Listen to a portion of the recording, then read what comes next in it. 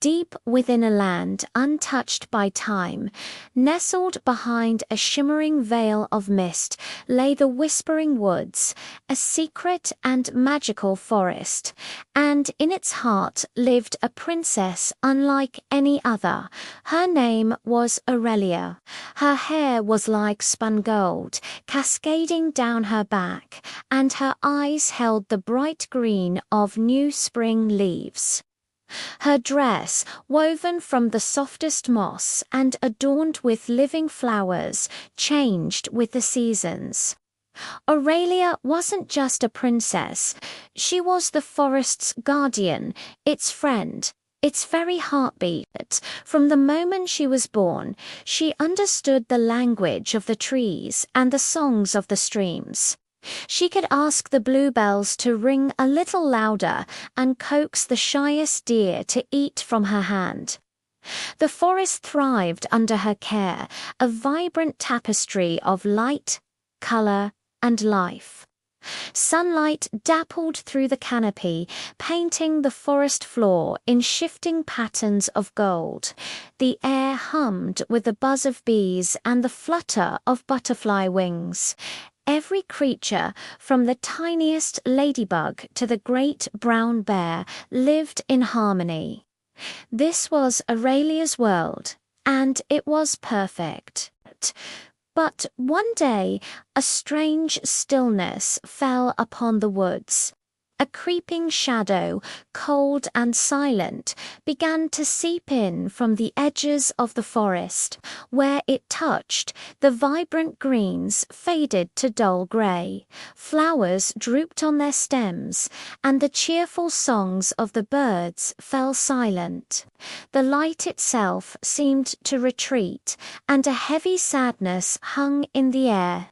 The Whispering Woods was losing its magic. Aurelia felt the forest's pain as if it were her own. A chill ran through her, not from the cold, but from a deep, growing fear. The darkness was spreading, and she knew she had to stop it. With a heavy heart, but a determined spirit, she knew her path. She had to journey to the very heart of the forest, to the ancient grove of beginnings, where the oldest and wisest tree stood. That was where the source of the darkness must be. She packed a small bag with glowing moonberries for light and a flask of pure spring water. As she stepped out of her sun-dappled glade, she whispered a promise to the fading trees. "I will be back, and I will bring back your light." Her great quest had begun. The journey was harder than she had ever imagined. The familiar, friendly paths were now twisted and shadowed. Thorny vines, once gentle, now snagged at her dress, and the once joyful silence was now filled with an eerie quiet.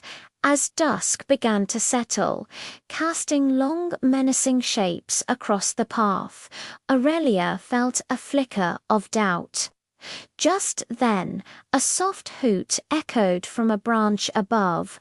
She looked up to see a great old owl, his feathers the color of twilight and his eyes like twin amber moons. "Who goes there into the growing dark?" he asked, his voice low and raspy, like rustling leaves. "I am Princess Aurelia," she replied, her voice trembling slightly. "I am going to the heart of the forest to save it from this shadow." The owl blinked slowly. "I am Orion," he said. "I have watched this forest for 1,000 years. The darkness you seek is not one of malice, but of sorrow. You will need more than courage to face it. You will need wisdom."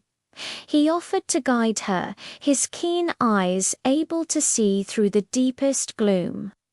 Grateful for a companion, Aurelia agreed, and with Orion flying silently ahead, she felt a renewed sense of hope. The next morning, as they passed a field of wilted dandelions, a tiny, tinkling laughter caught their attention. A streak of silver light zipped past Aurelia's ear, circling her head before hovering in front of her nose. It was a pixie, no bigger than her hand, with dragonfly wings that shimmered with all the colors of the rainbow. He had mischievous blue eyes and a playful grin.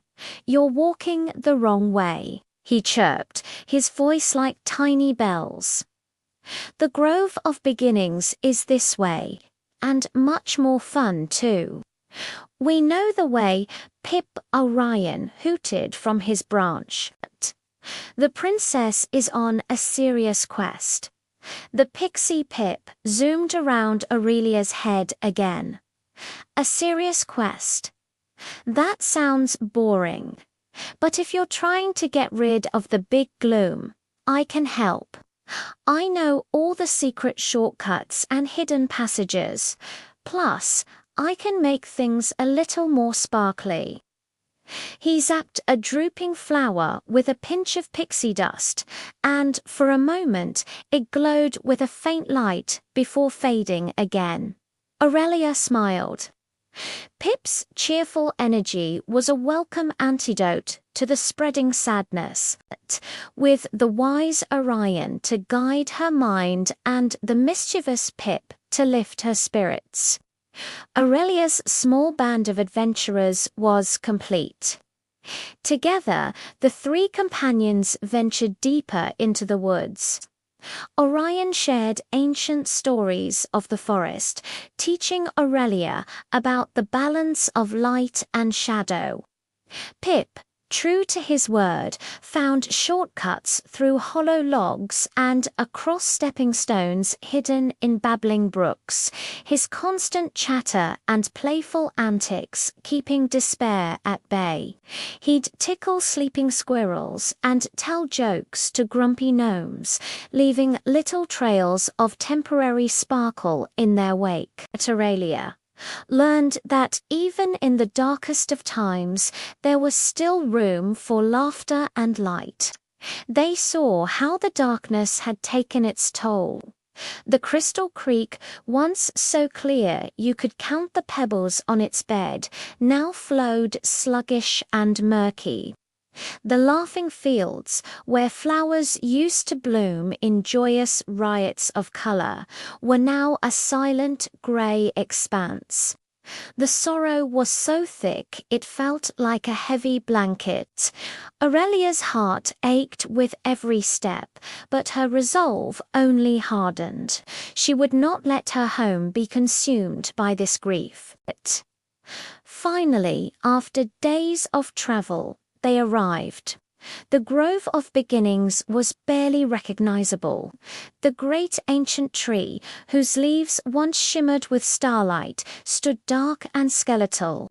Its branches, which had once reached for the heavens, now drooped towards the ground. At its base, where a pool of pure magic once shimmered, there was now only a swirling vortex of shadow. This was the source of the blight. As Aurelia approached, the shadow pulsed, and a low, mournful sound echoed from its depths. It wasn't a roar of anger, but a sigh of immense sadness. Orion hooted softly from a nearby branch. "Remember, princess, not malice, but sorrow."